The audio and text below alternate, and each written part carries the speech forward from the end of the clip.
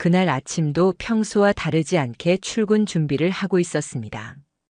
허겁지겁 셔츠 단추를 잠그던 제 시선이 자연스레 주방 쪽으로 향한 건 집 안에서 낯선 음악 소리가 들려왔기 때문이었습니다. EDM. 우리 집 주방에서 들을 일 없던 음악. 늘 조용히 뉴스를 틀어놓던 아내가 그날은 당당히 스피커로 전자음이 울려 퍼지게 해놓고 그 앞 식탁에서 아보카도 샐러드를 먹고 있었습니다. 솔직히 어안이 벙벙했습니다. 늘 생라면을 부숴 먹으며 대충 끼니를 때우던 사람이 머리까지 높이 묶고 몸매가 드러나는 요가복 차림에 샐러드를 먹으며 박자에 맞춰 고개를 끄덕이고 있다니. 평소라면 상상조차 못한 모습이었죠. 오늘도 크루나가? 저는 무심히 물었고 아내는 씩 웃으며 고개를 끄덕였습니다. 응, 오늘은 인터벌 훈련하는 날이야. 크루. 런닝 크루라고 불리는 아내의 모임이었습니다. 처음엔 그저 동네 취미 모임 정도로 여겼습니다. 회사 사람들도 등산, 자전거 동호회 같은 걸 하니까 뭐 운동 좀 한다는데 말릴 이유가 없다고 생각했죠. 그런데 이상한 건 점점 횟수가 늘어난다는 겁니다. 처음엔 주에 2~3번 정도 나가더니 어느 순간부터 거의 매일 아침 뛰러 나갔습니다. 예전에는 눈 떠서 가족 아침 챙기고 바로 출근 준비하던 사람이었습니다. 그런데 어느 순간부턴가 1시간 먼저 일어나 메이크업을 하고 향수까지 뿌리고 집을 나가는 겁니다. 뛰고 돌아온 뒤에는 늘 카페에서 크루 멤버들과 브런치를 먹고 온다고 했습니다. 저녁에는 회의가 있다는 이유로 늦게 오는 날도 잦아졌습니다. 저도 처음엔 의심하지 않았습니다. 직장 생활이 바쁘다 보니 아내 생활을 꼼꼼히 들여다볼 여력도 없었고 건강을 챙기려는 거라니 오히려 좋은 일이라 여겼습니다. 하지만 어느 순간부터 부자연스러운 변화들이 눈에 들어오기 시작했습니다. 말투, 눈빛, 웃음소리가 미묘하게 달라졌습니다. 저와 대화할 때는 무심한데 휴대폰을 볼 땐 웃음을 참지 못하고 피식거렸습니다. 결정적인 계기는 어느 날 찾아왔습니다. 그날도 아내는 운동 나간다며 향수를 뿌리고 나갔습니다. 속옷을 새로 구매한 시점과 맞물리니 마음 한켠이 불편했습니다. 결국 저는 충동적으로 현관문을 나서 멀찍이서 그녀를 따라갔습니다. 스스로도 믿기 힘든 행동이었죠. 도착한 공원에는 크루 사람들이 모여 있었습니다. 하지만 제 눈은 단번에 아내의 시선을 쫓았습니다. 그녀는 한 남자와 따로 대화를 나누고 있었습니다. 키가 크고 몸집이 단단한 남자. 말 몇 마디를 나눈 뒤 두 사람은 자연스럽게 이어폰을 나눠 꽂고 함께 러닝을 시작했습니다. 웃으며 팔을 툭 치고 서로의 시선을 맞추며 달리는 모습. 제겐 그것이 단순한 훈련이 아니라 데이트 그 자체로 보였습니다. 운동복을 입었지만 운동이 아니라 둘만의 시간을 즐기고 있었습니다. 저는 그날 한참을 얼어붙은 채로 서 있었습니다. 과장인가 싶었습니다. 괜히 의심하는 건가 싶었죠. 하지만 달리기를 멈추지 않는 두 사람 사이의 친밀감은 감출 수 없었습니다. 그날 이후 저는 아내를 다른 눈으로 보게 됐습니다. 퇴근하고 돌아오면 아내 얼굴을 마주하는 것조차 힘들어졌습니다. 그러나 의심이 깊어질수록 제 눈은 더욱 날카로워졌습니다. 휴대폰 잠금 패턴은 바뀌었고 비밀번호도 바뀌었습니다. 공유하던 태블릿도 어느 순간부터 그녀만 쓰더니 방에 들어가 이어폰을 끼고 혼자 웃곤 했습니다. 새벽에 몰래 휴대폰으로 누군가와 카톡하며 웃는 모습도 직접 목격했습니다. 저는 확신했습니다. 무언가 감추고 있다는 것을. 그리고 결심했습니다. 증거를 잡아야 한다고. 가장 먼저 착수한 건 아내의 흔적을 살피는 일이었습니다. 노트북을 열어보니 크롬 계정에 기록이 남아 있었습니다. 검색 내역에 익명 오픈 러닝크루 단체 채팅이라는 글귀가 있었습니다. 검색해보니 실제 오픈 채팅방과 카페가 연결되어 있었고 그곳엔 아내의 흔적이 그대로 남아 있었습니다. 저는 그 방에 잠입했습니다. 그 순간 등골이 서늘해졌습니다. 오늘도 나랑 뛰는 거 기대돼요? 어제 집 근처까지 같이 갔는데 심장이 터질 것 같았어요. 진짜 매력 있어요.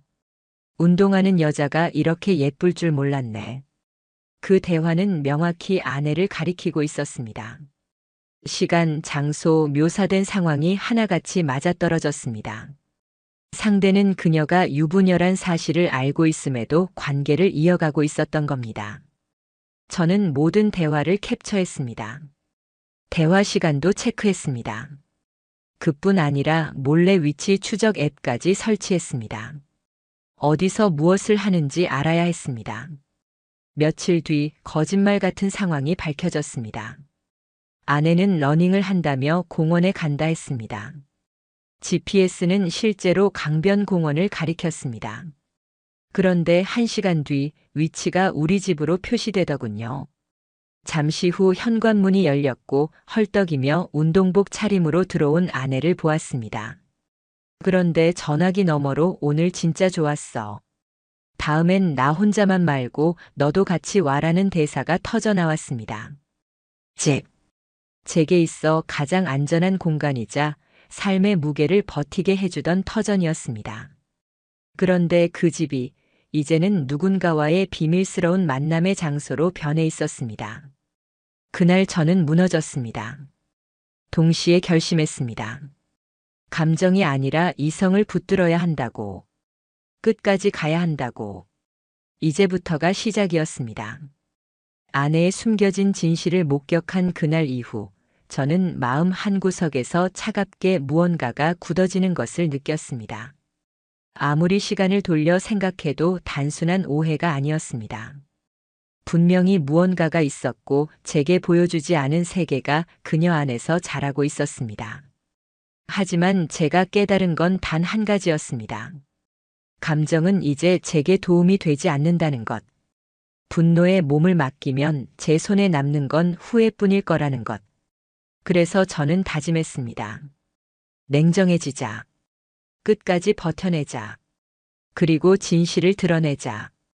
겉으론 아무렇지 않은 듯 평소와 다름없이 퇴근하고 식사하고 아이 없는 부부의 일상을 이어갔습니다. 웃음도 흘렸고 대화도 나눴습니다. 하지만 속으로는 이미 전쟁 준비에 들어갔습니다.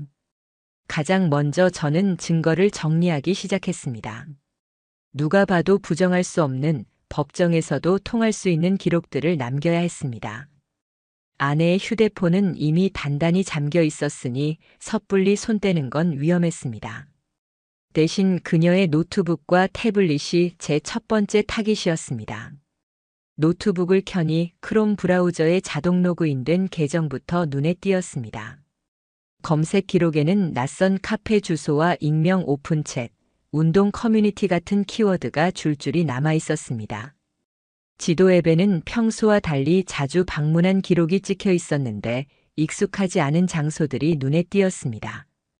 강변 근처의 작은 게스트하우스, 낯선 카페.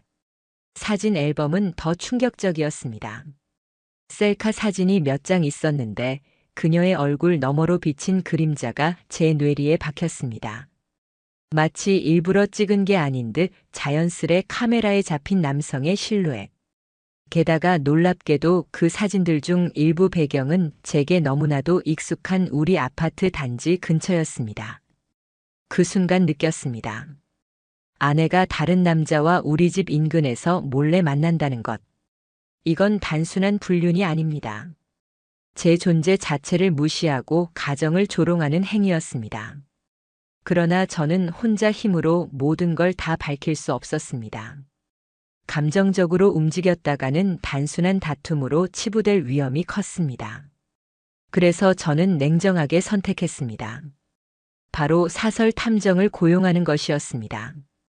인터넷을 뒤져 불륜 전문이라는 문구가 붙은 한 사무소에 전화했습니다. 전화를 건 제 목소리는 떨렸지만 상대는 침착했습니다. 실장이라 자신을 소개한 그는 무겁게 대답했습니다. 고객님, 자료가 조금이라도 있으시다면 저희가 빠른 시간 내에 확인 가능합니다. 저는 지금까지 모은 흔적들을 정리해 전달했습니다. 크롬 기록, 지도 위치, 사진, 채팅방 캡처까지. 그들은 예상보다 훨씬 신속하게 움직였습니다. 몇 가지 동선을 분석해 도출된 핵심은 단순했습니다. 하나, 아내는 매주 수요일 저녁 크루 외 활동을 하고 있다. 둘, 그 남자는 크루 내부 인원이 아니라 외부인, 트레이너 자격으로 들어온 사람이다. 며칠 뒤 탐정에게서 전화가 왔습니다. 목소리를 듣자마자 직감했습니다. 제 예상은 틀리지 않았다는 걸. 그는 차분히 말했지만 그 내용은 제 내장을 뒤틀리게 했습니다. 아내는 훈련이 끝난 뒤 강변 근처의 작은 펜션형 게스트하우스에 종종 들어갔다고 했습니다. 그녀는 그 남자와 나란히 들어갔고 시간이 한참 지난 후에야 따로 나왔다고. 게다가 CCTV와 출입 기록, 그리고 사진이 증거로 남아 있었습니다.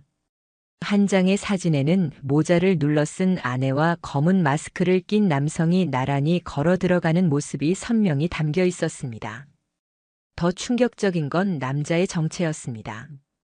탐정은 차량 번호와 얼굴 사진을 토대로 그를 확인했습니다. 단순한 미혼 청년이 아니라 유부남이었습니다. 아이까지 있는 아버지. 제 아내와 같은 입장이면서 똑같이 자신의 가정을 배신한 사람이었던 겁니다. 그 순간 깨달았습니다. 이건 단순히 저만의 문제가 아니었습니다. 두 가정이 동시에 무너진 돌이킬 수 없는 배신이었습니다. 저는 더 이상 망설이지 않았습니다. 즉시 변호사 사무실을 찾았고 수집한 자료 전부를 제출했습니다. 변호사는 모든 자료를 꼼꼼하게 살피더니 고개를 끄덕였습니다. 명백합니다. 상대 남성은 기혼자임을 알면서도 관계를 유지했고 아내분 역시 혼인관계에 중대한 파탄을 초래했습니다. 이건 위자료 청구 사유가 분명합니다. 그 말을 듣는 순간 숨통이 트였습니다. 그동안 저를 미치게 만들었던 의심들이 사실로 굳어지는 순간 분노 대신 차가운 결심만이 남았습니다. 그러나 아내의 행동은 점점 더 불안해졌습니다. 마치 짐작이라도 한 듯 휴대폰을 꼭 붙들고 방에서 통화를 했고 이유 없이 나갔다가 금세 들어오는 일이 반복됐습니다. 무엇을 숨기려는지가 눈에 보였습니다. 그리고 마침내 감히 믿기 어려운 일이 제 눈앞에서 벌어졌습니다. 그날은 일부러 퇴근 시간을 앞당겼습니다. 조용히 현관문을 열었는데 낯선 남성 신발 한 켤레가 보였습니다. 그것만으로도 심장이 얼어붙었지만 거실 쪽으로 발을 옮기는 순간 화장실 문이 열리더군요. 머리가 젖은 한 사내가 수건만 걸친 채 모습을 드러냈습니다. 순간 눈이 마주쳤습니다. 그는 한순간 얼어붙더니 한마디 말도 못한 채 현관을 빠져나갔습니다. 저는 그 자리에서 아무 말도 하지 않았습니다. 그저 멍하니 현관 앞에 앉아 시간이 흐르길 기다렸습니다. 30분쯤 지나 아내가 현관을 열고 들어왔습니다. 제 얼굴을 본 그녀의 표정이 굳어졌습니다. 저는 조용히 물었습니다. 그 남자, 런닝크루에서 만난 사람이야? 처음엔 결사적으로 부정했습니다. 아니라고, 오해야. 그냥 운동 친구일 뿐이라고. 그런데 제가 증거를 차례차례 꺼내놓자 그녀는 마침내 무너졌습니다. 미안해. 처음엔 진짜 아무 사이 아니었어. 근데 점점 좋았어. 나도 어쩔 수가 없었어. 그 순간의 치욕. 제 뒤통수를 때린 모욕. 가정을 내던진 그 경박함. 저는 그날로 모든 대화를 녹음하기 시작했습니다. 이제 감정은 없었습니다. 모든 건 증거였습니다. 그리고 또 하나의 결심을 했습니다. 상대 남자의 아내에게 진실을 알려야 한다는 것. 이건 우리 가정 하나만의 문제가 아니라는 확신에서였죠. 상간남의 정체가 드러난 순간 제 머릿속은 더욱 복잡해졌습니다. 그가 유부남이라는 사실은 충격이자 아이러니였습니다. 제 아내와 몰래 만남을 이어오던 그 남자 역시 저와 다르지 않게 가정을 가진 가장이었습니다. 결국 두 가정이 동시에 배신당하고 있었던 셈이었습니다. 그래서 결심했습니다. 이 싸움은 혼자서 감당할 일이 아니라고. 더 이상 저 혼자만 피해자가 아니었으니까요. 당장 상간남의 아내에게 알려야 한다는 생각이 번개처럼 스쳤습니다. 단순히 감정을 풀기 위한 게 아니라 진실을 공유해야만 했습니다. 하지만 조심스러웠습니다. 괜히 접근했다가 오해를 사면 피해가 더 커질 수 있으니까요. 최대한 정중하고 차분하게 이메일을 보냈습니다. 제 신분을 밝히고 저의 아내와 그녀의 남편 사이에 벌어지고 있는 일을 설명했습니다. 덧붙여 필요한 증거 자료 일부를 첨부했고 사실 확인을 위해 직접 만나 대화할 것을 제안했습니다. 의외로 답장은 빠르게 왔습니다. 그녀 역시 뭔가 이상하다고 느끼고 있었던 겁니다. 남편의 휴대폰에서 낯선 메시지 앱을 발견한 적도 있고 최근 들어 늦는 일이 잦아졌다고 했습니다. 하지만 확실한 근거를 잡지 못해 답답해하던 차였다고 털어놓았습니다. 우리는 바로 만남을 정했습니다. 장소는 작은 로스터리 카페. 조용하고 눈에 잘 띄지 않는 곳이었습니다. 제가 준비해간 자료들을 차례대로 꺼내놓자 그녀는 처음엔 눈만 크게 뜨고 아무 말도 하지 못했습니다. 그러다 곧 손이 떨리기 시작했고 억눌러온 감정이 무너져 내리듯 눈물이 흘렀습니다. 종이컵을 부여잡은 두 손이 부르르 떨릴 정도였습니다. 혹시라도 제 착각이길 바랐어요. 그런데 아니었네요. 그녀의 한마디에 저 역시 묵직한 답답함이 턱 막혔습니다. 서로가 얼마나 닮은 상황 속에서 견디고 있었는지 그 순간 명확히 느꼈습니다. 우리는 더 이상 머뭇거릴 필요가 없었습니다. 서로의 아픔을 위로하면서도 동시에 결심했습니다. 이 관계를 끝까지 파헤치자. 그리고 반드시 책임을 묻게 하자. 그 자리에서 우리는 일종의 공동 전선을 선언했습니다. 그날 이후 우리의 협력은 본격적으로 시작되었습니다. 그녀는 남편의 행동과 패턴, 경제적인 흐름을 알려줬습니다. 저는 아내의 움직임과 확보해둔 증거들을 공유했습니다. 불륜의 퍼즐이 점점 완성되어 갔습니다. 하지만 모든 걸 법적으로 가져가려면 더 강력한 결정적 증거가 필요했습니다. 그 순간 제 손에 우연히 들어온 자료가 있었습니다. 아내가 사용하던 구글 계정이 자동으로 백업을 하고 있었습니다. 사진만 업로드되는 줄 알았는데 녹음 파일까지 저장되어 있던 겁니다. 호기심과 두려움이 섞여 파일을 열었습니다. 파일명은 날짜와 간단한 메모 형식으로 되어 있었고 몇 년 전부터 저장된 것들이 꽤 많았습니다. 재생 버튼을 누르자 처음엔 잡음 같았습니다.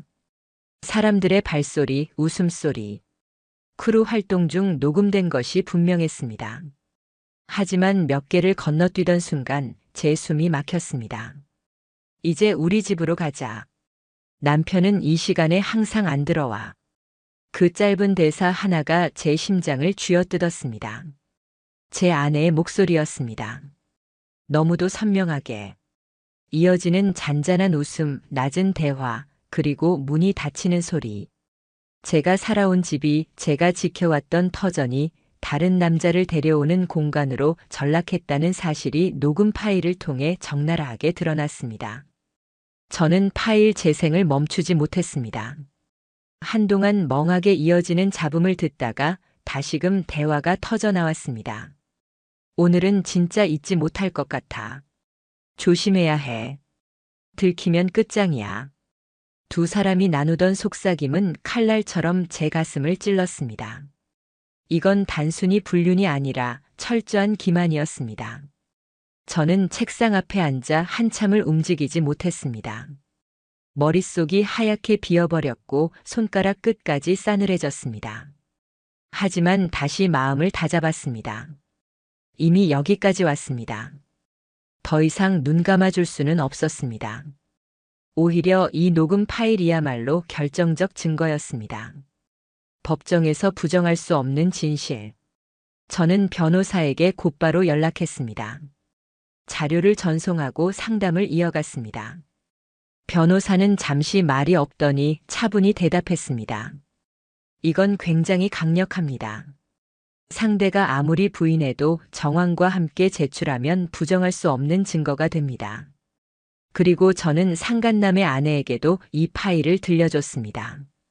그녀는 듣는 내내 눈을 감고 있었고 결국 두 손으로 얼굴을 가려버렸습니다.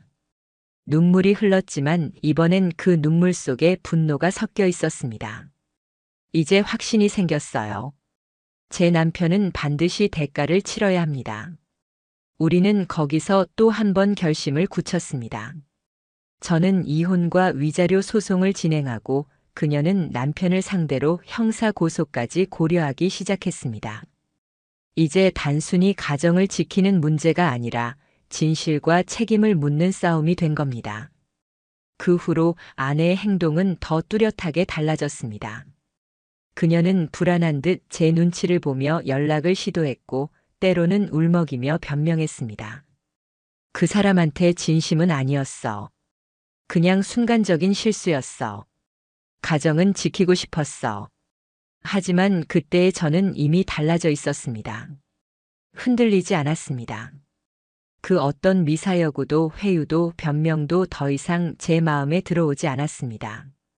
감정은 끝났고 남은 건 책임뿐이었습니다. 그리고 언제부턴가 상간남 쪽에서 은근한 합의 제안까지 흘러오기 시작했습니다. 아이들이 있다, 가정을 지켜야 한다, 체면이 중요하다 같은 말이었습니다. 하지만 전 단호히 거절했습니다. 제 가정을 무너뜨린 건 당신들입니다.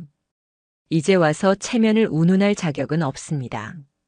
그날 밤 저는 혼자 거실에 앉아 집 안을 둘러봤습니다. 벽에 걸린 결혼사진, 함께 골랐던 가구, 제 손으로 조립한 식탁, 커튼 자락까지. 모든 것이 제겐 상처로 다가왔습니다. 이 집 안 곳곳에 배신이 스며 있다는 생각에 숨까지 막혔습니다. 그러나 동시에 다짐했습니다. 끝까지 간다고. 절대 멈추지 않는다고. 재판 첫날이 다가왔을 때 제 가슴은 마치 커다란 망치에 두드려 맞는 듯 요동쳤습니다. 마음속 깊이선 분노가 끓어올랐지만 법정 문 앞에 서자 오히려 손끝이 차갑게 얼어붙는 걸 느꼈습니다. 긴장과 떨림 그리고 결말을 향해 나아가고 있다는 묘한 두려움이 뒤섞여 있었습니다. 법정 안으로 들어서자 익숙한 인물들이 시야에 들어왔습니다. 제 아내 그리고 상간남. 두 사람은 나란히 앉지도 않았습니다. 각자의 변호사 옆에서 서로의 시선을 피한 채 앉아 있었죠. 마치 아무런 사이도 아닌 듯 서로 모르는 사람처럼 앉아 있는 모습은 어딘가 우스꽝스럽고 또한 비참했습니다. 불과 몇 달 전만 해도 제 집에서 웃고 떠들던 사람들이 이제는 같은 자리에 앉아 있으면서도 서로 눈길조차 마주치지 못한다니. 신문은 예상보다 빨리 시작됐습니다. 먼저 저측 변호사가 준비한 자료들이 제출됐습니다. 사진, 메시지 캡처, 위치 기록, 음성 녹음 파일. 흰 종이 위에 일목요연하게 정리된 증거들 위로 변호사의 목소리가 또박또박 울려 퍼졌습니다. 피고 아내는 혼인 관계가 유지되고 있음을 알면서도 제3자와 부정행위를 이어왔습니다. 그리고 그 과정에서 피고 남성 또한 그녀가 유부녀임을 명확히 알았음에도 불구하고 관계를 지속했습니다.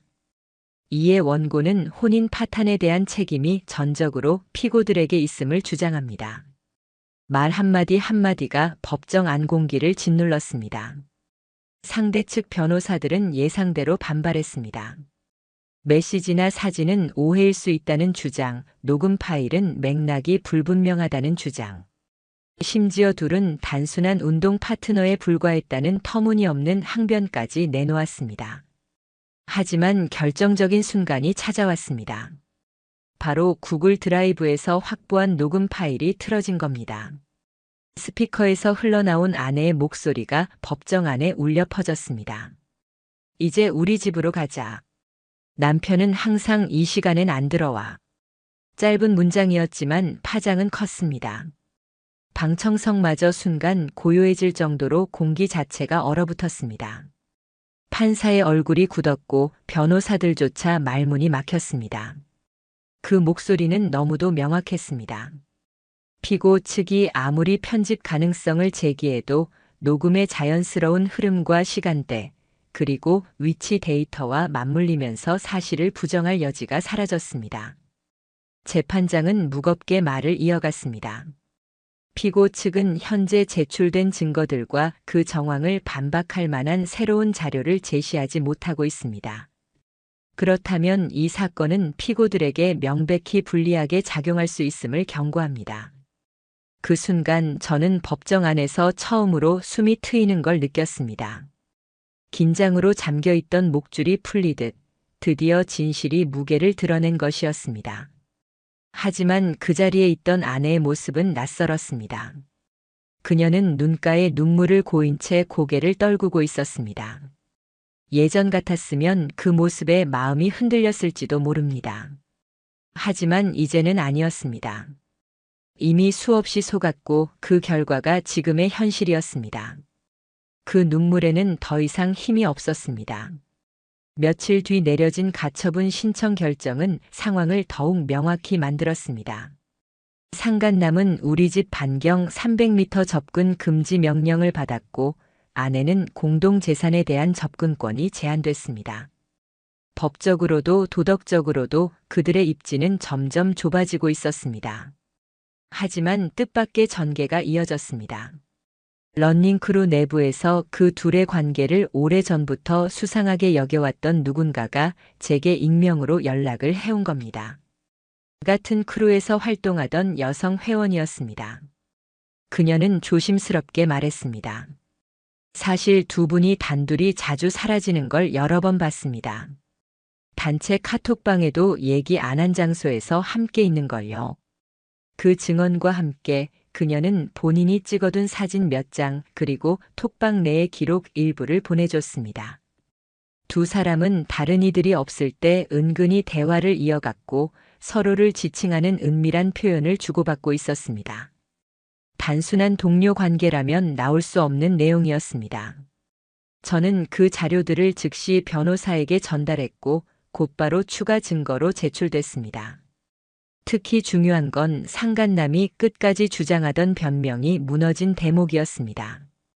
그는 아내가 유부녀인 걸 몰랐다고 강변했지만 단톡방 내 기록에서 분명히 남편과 다퉈서 힘들다는 아내의 메시지에 상간남이 공감의 반응을 보낸 흔적이 있었습니다. 그는 처음부터 상황을 알고 있었던 겁니다. 이제 승부는 기울었습니다. 상간남 측은 마지막 발악처럼 서로에게 심리적 위로를 주려 한 것뿐 육체적 관계는 과장된 추측이라는 주장을 내놓았습니다. 그러나 그 말은 오히려 허망했습니다. 법정에 제출된 사진과 출입 기록, 그리고 녹음 파일, 목격자 진술까지 포진된 상황에서 그런 변명은 공허하게 메아리 쳤습니다. 재판은 그렇게 차근차근 저희 쪽의 주장을 입증해 나갔습니다. 증거가 쌓일 때마다 상대는 점점 더 입을 다물었고 변호사조차 논점을 잃었습니다. 재판장 역시 마지막에 이렇게 말했습니다. 부정행위의 사실관계는 점차 명확해지고 있습니다. 이제는 위자료와 재산 분할, 혼인 파탄 책임 문제로 넘어가야 할 것입니다. 그 말을 듣는 순간 저는 고개를 천천히 들었습니다. 긴 싸움의 무게를 짊어지고 있으면서도 드디어 끝이 보인다는 막연한 안도의 감정이 흘렀습니다. 이 싸움은 멀지 않아 결판이 날 테고 그 순간 아내와 상간남이 감추고 싶었던 모든 진실은 세상 앞에 드러날 겁니다. 하지만 동시에 알았습니다. 진실이 드러난다 해도 제 가정이 원래대로 돌아올 수는 없다는 걸. 이미 돌이킬 수 없는 선을 넘었고 그 선을 넘은 대가는 반드시 치러야 한다는 걸. 그리고 저는 끝까지 그 대가를 묻겠다고 다짐했습니다. 법원에서 첫 변론이 끝나고 며칠 뒤 곧바로 위자료와 재산 분할 문제를 다루는 본격적인 심리가 시작됐습니다. 사실 불륜이 밝혀지는 순간 이미 제 마음속의 결혼은 끝났습니다. 아무런 미련도 감정도 남지 않았습니다. 하지만 진짜 싸움은 오히려 여기서부터 시작이었습니다. 그들이 무너뜨린 제 살만큼 법적으로 책임을 묻는 과정이 필요했기 때문입니다. 아내와 그녀의 변호사는 결코 쉽게 물러서지 않았습니다. 그녀는 이제 와서 피해자인 양 꾸며댔고 변호사 입을 통해 당당하게 목소리를 높였습니다. 의뢰인 역시 정신적으로 불안정한 시기에 잠시 판단력이 흐려진 것뿐이며 장기간 혼인을 유지하는 동안 가사와 직장 생활을 병행하며 기여해왔습니다. 따라서 재산 분할은 최소 5대5가 타당합니다. 그 말들이 제 귀에 들어왔을 때 기가 막혀 웃음조차 나오지 않았습니다. 가정을 배신한 것도 저를 두고 다른 남자와 웃고 떠든 것도 아내였습니다. 그런데 이제 와서 동등한 몫을 요구하며 스스로를 피해자라 주장하다니. 제게 남은 건 차가운 냉소뿐이었습니다. 저와 제 변호사는 감정적으로 반박하지 않았습니다. 대신 치밀하게 준비한 자료들을 하나씩 제시했습니다. 아내의 카드 사용 내역, 집중적으로 사용된 특정 호텔 결제 기록, 심야 시간대 위치 이동. 특히 그녀의 SNS 활동 일부는 결정적인 증거가 됐습니다. 크루 활동이라고 올린 사진들 사이사이에 다른 남성의 흔적이 비쳤습니다. 확대해보면 아내가 착용하지 않던 스포츠 시계, 상간남이 늘 차던 그 제품이 화면 구석에 잡혀 있었습니다. 작은 단서 하나까지 모아 법정에 제출하자 아내 측은 말을 잃었습니다. 재판부는 냉정했습니다. 혼인 파탄의 귀책 사유가 아내에게 있음이 명백합니다. 따라서 재산 분할에서 이를 반영하는 것이 합당합니다. 그 한마디에 저는 굳게 다물었던 턱이 풀리는 듯 했습니다. 하지만 더 큰 파도는 따로 기다리고 있었습니다. 상간남 측이 변명하기 시작한 겁니다. 그는 이제 와서 모든 책임을 아내에게 돌리고 있었습니다. 그녀가 먼저 감정적으로 다가왔습니다. 저는 단순히 상담하고 위로해 주려 했을 뿐입니다. 그 말이 끝나자마자 아내는 부르르 떨며 자리에서 반박했습니다. 아닙니다. 그 사람이 처음부터 다가왔습니다. 제가 힘들다고 하니까 일부러 시간을 내서 찾아오고 먼저 연락한 건 그쪽이었어요. 법정안이 한순간 술렁였습니다. 격해진 감정 속에서 서로가 서로를 탓하며 주고받는 말싸움. 결과적으로 그 싸움은 저에게 가장 이로운 증언이 되었습니다. 두 사람이 서로를 몰아붙이는 말 속에 그들의 관계가 단순한 우정이나 운동 동료가 아니라 불륜이라는 사실이 명확히 드러났습니다. 증언 하나하나가 곧 서로의 잘못을 입증하는 증거가 되어버린 것이었습니다. 재판부가 말을 이었습니다. 피고 양측은 스스로 모순되게 진술하고 있습니다. 상호 주장이 다르다는 건 곧 부정행위가 있었음을 입증하는 추가 정황이 됩니다. 이 법정은 더 이상 이를 간과하지 않을 것입니다. 그날 법정의 공기는 더 이상 양측 변호사가 조정하거나 감정적으로 흔들어 덮을 수 있는 수준이 아니었습니다. 진실은 이미 드러났고 이제는 오직 판결만 남아 있었습니다. 그리고 마침내 법원이 결정을 내렸습니다. 아내는 위자료 3천만 원을 저에게 지급하는 것으로 판결이 내려졌습니다. 재산 분할 비율 또한 7대3으로 조정되어 혼인 파탄의 귀책 사유가 전적으로 아내에게 있음을 반영했습니다. 상간남에게도 별도의 판결이 내려졌습니다. 위자료 5천만 원. 그는 저와 제 변호사가 제출한 모든 증거와 정황을 부인하지 못했고 특히 제 거주지 안에서 불륜이 이루어진 정황이 크게 작용했습니다. 다른 사람의 가정을 그것도 그 가정의 집 안에서 무너뜨렸다는 것은 법정에서도 무겁게 다룰 수밖에 없었습니다. 판결이 내려졌을 때 저는 마치 오래 달리던 마라톤이 종착점에 닿은 듯한 기분이었습니다. 하지만 그것은 결코 짜릿한 승리가 아니었습니다. 오히려 안도와 허무가 교차하는 순간이었습니다. 제가 잃은 건 너무 많았고 돌려받을 수 없는 것들이었습니다. 하지만 최소한 책임만큼은 묻는 데 성공했습니다. 재판이 끝나고 법정을 나서는 순간 저는 고개를 돌려 아내와 상간남을 바라봤습니다. 두 사람은 같은 공간에 있었지만 더 이상 함께 웃지도 않았습니다. 재판 내내 서로에게 책임을 떠넘기며 싸웠으니 남은 건 애정도 의리도 아니었습니다. 저는 그들에게서 단 하나의 진실을 보았습니다. 끝까지 서로를 이용하다가 결국엔 남는 것이 아무것도 없는 관계. 그제야 마음속에 담아두었던 분노가 서서히 식어갔습니다. 복수심이 아니라 차갑게 흘러가는 허무. 모든 게 끝났다는 실감. 이제 남은 건 제 삶을 다시 세워가는 일이었습니다. 하지만 두 사람의 추락은 거기서 멈추지 않았습니다. 러닝크루 내부에서 불륜 사실이 알려지자 그들은 자리마저 잃게 되었습니다. 크루 대표가 공식적으로 공지를 냈습니다. 본 크루는 타인의 가정을 파괴하는 행위를 단호히 반대합니다. 관련된 두 사람은 즉시 활동에서 제외합니다. 아내와 상간남은 한순간에 모든 관계에서 밀려났습니다. 다른 회원들 사이에도 이미 뒷말이 돌고 있었습니다. 처음부터 수상했다. 남녀 관계가 아닌 것 같았다는 이야기. 두 사람을 향한 차가운 시선이 완전히 등을 돌린 순간이었습니다. 아내는 결국 부모님 집으로 돌아갔고 상간남은 직장에서 징계 절차를 받았습니다.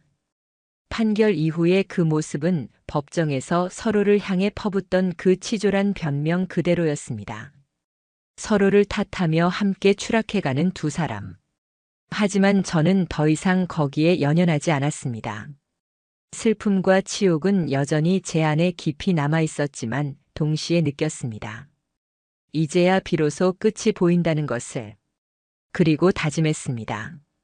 설령 잊을 수 없는 상처일지라도 이제는 제 길을 걸어가자고. 그들의 추락을 바라보며 증오로 시간을 허비하지 않고 제 삶을 다시 세워나가자고. 재판이 끝나고도 싸움은 쉽게 끝나지 않았습니다. 법정에서 판결을 받아내며 명확한 승리를 거두었지만 그것이 곧 제 마음속 고통까지 해결해 주는 것은 아니었습니다. 오히려 판결 이후에 찾아오는 후폭풍이 얼마나 거셀지 저는 직감으로 알고 있었습니다. 먼저 상간남의 소식이 들려왔습니다. 이미 내부 징계 절차가 시작된 그의 회사는 사건의 파장을 심각하게 받아들이고 있었습니다. 회사는 고객 신뢰와 조직 이미지를 중요하게 여기는 곳이었고 직원의 사생활이 업무에 영향을 미친 경우 결코 가볍게 넘어가지 않았습니다. 특히나 불륜이 언론 기사로까지 퍼져나갈 경우 기업 이미지에 치명적일 수 있었기에 회사는 단호했습니다. 결국 그는 해고 통보를 받았습니다. 몇 년간 쌓아온 경력도 하루아침에 무너졌습니다. 일자리를 잃은 그는 지인들에게 돈을 빌리며 연명하다가 곧 직장 동료들로부터도 철저히 외면당했습니다. 업계에서 그의 이름은 이미 가정을 파괴한 남자로 낙인 찍혔고 더 이상 재취업이 쉽지 않았습니다. 결국 그가 사회적으로 고립되어 간다는 소식이 곳곳에서 들려왔습니다. 한때 떳떳한 가장이었을지도 모를 그가 이제는 사람들에게 수군거림의 대상이 되고 친구조차 멀리하게 되는 처지가 된 겁니다. 저는 그를 가여워하지 않았습니다. 그가 내 가정에 가한 상처를 떠올릴 때마다 그 고립은 스스로 불러온 대가일 뿐이었습니다. 그리고 아내. 아니, 이제는 전 아내라 불러야겠죠. 그녀의 삶은 더 비참하게 무너져 내렸습니다. 처음에는 부모님이 그녀 편을 들어주었습니다. 사람이 실수할 수도 있지 않냐, 남편도 완벽했겠느냐라며 제게까지 책임을 돌리려 했습니다. 하지만 저는 서류 가방을 열어 하나씩 증거들을 보여드렸습니다. 사진, 녹음, 캡처, 그리고 판결문까지. 그 순간 분위기가 180도 달라졌습니다. 장인어른은 그녀에게 소리쳤습니다. 내가 어떻게 그럴 수 있냐? 우리가 너를 어떻게 키웠는데 이따위로 가정을 망치라고 키운 줄 아냐? 분노에 차 손찌검까지 하셨습니다. 장모님은 눈물을 흘리면서 제 손을 붙잡고 말했습니다. 사위야, 우리가 잘못 키운 죄다. 죄송하다. 제발 우리 가족은 용서해줘. 아내는 아무 말도 하지 못했습니다. 얼굴을 두 손으로 가린 채 방으로 달아나듯 들어가 버렸습니다. 그날 이후 그녀는 거의 집 밖에 나오지 않았다고 들었습니다. 동네에는 이미 소문이 퍼졌고 이웃들의 곱지 않은 시선이 그녀를 짓눌렀습니다. 장을 보러 나가도 뒷말이 들리고 지인과 만나도 동정보다는 경멸의 눈초리가 이어졌습니다. 결국 그녀는 정신과 상담을 시작했다고 했습니다. 하지만 그 역시 그저 당장의 숨통을 위한 회피처럼 보였습니다. 저는 단 한 번도 그녀를 찾아가지 않았습니다. 궁금하지도 안쓰럽지도 않았습니다. 이제 제 삶에 그녀가 차지할 자리는 더 이상 없었으니까요. 재판 판결에 따라 지급된 위자료가 제 통장에 입금되었을 때도 저는 아무런 기쁨을 느끼지 못했습니다. 돈으로 치유될 수 있는 상처가 아니었습니다. 그래서 저는 차라리 그 돈으로 제 삶을 하나씩 정리했습니다. 그녀 이름이 적힌 모든 계좌를 닫고 명의가 함께 걸린 서류들을 갈아치웠습니다. 마치 그녀의 존재 자체를 제 기록에서 말소하듯 한 줄 한 줄 지워나갔습니다. 하지만 이상하게도 마음은 더 무거워졌습니다.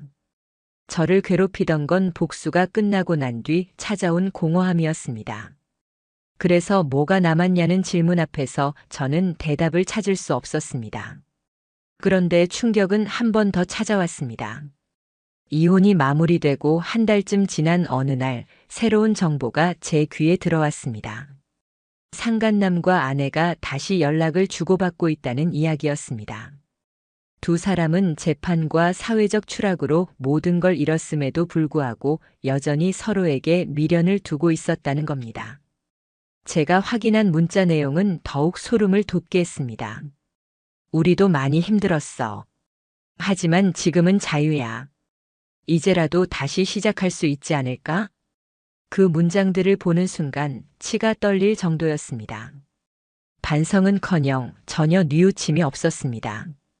자신들을 피해자로 여기며 자유라는 단어 뒤에 숨어 있었습니다. 저는 차분하게 프린트해 봉투에 넣었습니다. 그리고 아무 말 없이 그녀 부모님 댁 우편함에 넣고 왔습니다. 그들도 알아야 했으니까. 그 순간 깨달았습니다. 나는 이제 이들과 더 이상 싸울 가치조차 없다는 것을. 제 인생에서 그들은 이미 끝났고 그저 스스로 무너져 내려가는 길밖에 남지 않았다는 것을. 그들이 어떤 처지가 되든 제가 신경 쓸 필요는 없었습니다. 저는 이미 절차상 이기고 끝을 보았고 남은 건 제 삶을 바로 세워가는 일이었습니다. 그럼에도 불구하고 상처는 참으로 오래 가더군요. 집안 곳곳을 돌아보다 보면 불현듯 그들의 웃음소리가 다시 들리는 것 같았고 함께 보았던 풍경 속에 두 사람이 스며든 것 같은 기분이 들어 심장이 철렁 내려앉곤 했습니다. 그래도 저는 달라져야 했습니다. 걸음을 멈추면 그 상처 속에 갇힐 뿐이었습니다. 그래서 저는 상담을 받기 시작했습니다. 전문의는 제 얘기를 묵묵히 듣고는 말했습니다. 당신이 느끼는 건 너무나 당연합니다. 하지만 중요한 건 그 상처 위에서 새로 사는 법을 배우는 겁니다. 저는 운동을 시작했습니다. 아이러니하게도 달리기를 택했습니다. 아내가 불륜의 시작을 달리기에서 찾았다면 저는 회복의 시작을 달리기에서 찾고 싶었습니다. 처음엔 숨이 넘어갈 듯 힘들었지만 어느 날 문득 이렇게 생각이 들었습니다. 아이러니하다. 같은 달리기인데 그녀에겐 타락이 되었고 내겐 치유가 되네. 땀으로 얼룩진 러닝 셔츠를 입고 공원 끝자락에 앉아 있을 때 저는 처음으로 미소를 지었습니다. 아내도 상간남도 이제 제 이야기에 존재하지 않았습니다. 그들은 단지 제 인생에 지나간 그림자일 뿐이었으니까요. 재판이 끝나고 모든 절차가 마무리된 지 2달쯤 지났을 때였습니다. 저는 조금은 고요한 일상을 되찾아가고 있었습니다. 물론 과거의 상처가 흔적처럼 남아 문득문득 가슴을 찌르곤 했지만 이제는 무너져 내리던 한 시기를 지나 스스로를 재건하는 단계에 들어선 듯 했습니다. 상담을 이어가고 달리기를 통해 마음을 다잡으면서 서서히 새로운 기운이 제 삶에 스며들던 무렵이었습니다. 그때 들려온 소식은 제게 다시금 묘한 울림을 안겨주었습니다. 상간남과 전 아내가 결국 다시 연락을 이어오더니 함께 지내고 있다는 것이었습니다. 재판에서 패소하고 사회적으로 추락했음에도 불구하고 두 사람은 서로를 놓지 못한 듯 했습니다. 지인들의 말에 따르면 상간남은 고향과도 같은 도시를 떠나 지방 소도시로 이사했고 전 아내가 그를 따라갔다는 것이었습니다. 저는 처음 이 소식을 들었을 때 솔직히 몸이 떨렸습니다. 분노가 아니라 망연함 때문이었습니다. 그렇게 모든 걸 잃고도 여전히 서로에게 기대 의지하려는 그들의 모습은 반성이 아니라 도피처럼 보였기 때문입니다. 상간남은 직장을 잃고 나서 여기저기서 돈을 빌렸지만 결국 갚지 못한 채 인간관계마저 끊어졌다고 들었습니다. 예비 장모가 결혼을 일방적으로 파기하며 위자료를 청구했고 그의 집안은 등을 돌렸습니다. 결국 그는 외톨이가 되어버렸습니다. 그런 상황에서 그가 다시 찾은 건 아이러니하게도 제 전 아내였던 겁니다. 하지만 그들의 길이 오래 갈 리 없었습니다. 그 소도시에서도 과거의 흔적은 금방 드러났습니다.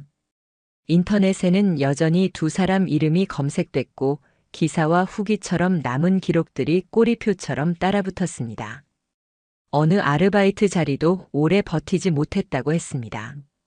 사람들의 시선은 결국 그들을 몰아낸 것이었습니다. 러닝크루에 남아있던 일부 회원들조차 말했습니다. 솔직히 아직도 둘이 붙어 다닌다니 무섭다. 그 사람들이랑 한 공간에 있었다는 것만으로도 불편하다. 결국 그들은 서로를 붙잡은 채 한없이 가라앉아 갔습니다. 마치 서로에게 의지하며 살고 있는 듯 보였지만 사실은 서로에게서 벗어나지 못한 채 더 깊은 구렁텅이로 빠져들 뿐이었습니다. 저는 이제 그들의 이야기에 더 이상 감정을 쓰지 않았습니다. 그저 멀리서 흐르는 소문처럼 들릴 뿐이었고 저와는 아무 상관없는 사람들의 추락담 같았습니다. 분노도 회한도 느끼지 않았습니다. 이미 끝난 사람들이었기 때문입니다. 그에 비해 저는 조금씩 달라지고 있었습니다. 가장 먼저 바꾼 건 제 자신에 대한 태도였습니다. 과거엔 가정만을 위해 달렸던 인생이었지만 그 가정이 무너진 지금 저는 제 자신을 지켜야 했습니다. 그래서 새벽에는 달리기를 나갔고 일주일에 한두 번은 운동을 겸한 산행에도 나섰습니다. 운동은 단순히 체력을 회복시키는 것을 넘어 제 마음을 비우고 다독이는 시간이 되었습니다. 달리기를 하며 생각했습니다. 같은 달리기여도 어떤 사람에게는 불륜의 가면이 되고 또 어떤 사람에게는 다시 일어서는 힘이 될 수 있구나. 그 상반된 아이러니는 제게 묘한 확신을 주었습니다. 곧 모든 건 결국 선택의 문제라는 것. 전 아내와 상간남이 선택한 건 서로의 욕망과 도피였고 그들의 끝은 파멸이었습니다. 저는 이제 새 출발을 선택했고 그것은 제 삶을 다시 세워 올리는 가장 단단한 기반이 될 거라는 것. 저는 조금씩 주변과의 관계를 회복했습니다. 그동안 일부러 닫아두었던 친구들과 다시 만나 술잔을 기울였고 직장에서도 더 당당한 모습으로 일했습니다. 제 상황을 알던 몇몇 동료는 따로 격려의 말을 해주었고 심지어 어떤 이는 진심으로 존경한다는 표현까지 했습니다. 파괴된 가정 속에서도 무너지지 않고 끝까지 싸워낸 저의 결단을 높이 평가해 주었던 겁니다. 물론 때때로 과거가 떠올라 가슴을 조일 때도 있었습니다. 집안 구석구석을 둘러보다 보면 한때의 웃음소리와 따스한 시간이 떠올라 심장이 철렁거렸습니다. 그러나 저는 알고 있었습니다. 그것은 이제 제 삶의 일부일 뿐 현재가 아니라는 것을. 저는 더 이상 뒤를 돌아보지 않기로 했습니다. 상간남과 전 아내의 삶은 그들에게만 남겨진 길이었습니다. 그들이 다시 서로를 붙잡고 살든 결국 서로 등을 돌리든 제게는 전혀 중요하지 않았습니다. 그들은 이미 제 세계에서 지워진 존재였으니까요. 제가 다시 살아가야 할 길은 오직 제 앞에 펼쳐져 있었습니다. 저는 달리기를 마치고 땀에 젖은 몸으로 강변에 앉아 하늘을 올려다봤습니다. 맑은 바람이 불어왔고 느릿하게 흐르는 강물 위에 햇빛이 반사되었습니다. 그 순간 문득 이렇게 생각했습니다. 배신은 결국 대가를 치르는 법이다. 그들이 겪는 몰락은 내가 만든 결과가 아니다. 그들이 스스로 선택한 길일 뿐. 나는 이제 내 길을 간다. 이제 제 얘기는 여기서 끝입니다. 그들은 제 이야기에 더 이상 존재하지 않습니다. 그리고 저는 새로운 인생을 향해 한 발짝 더 나아가고 있습니다.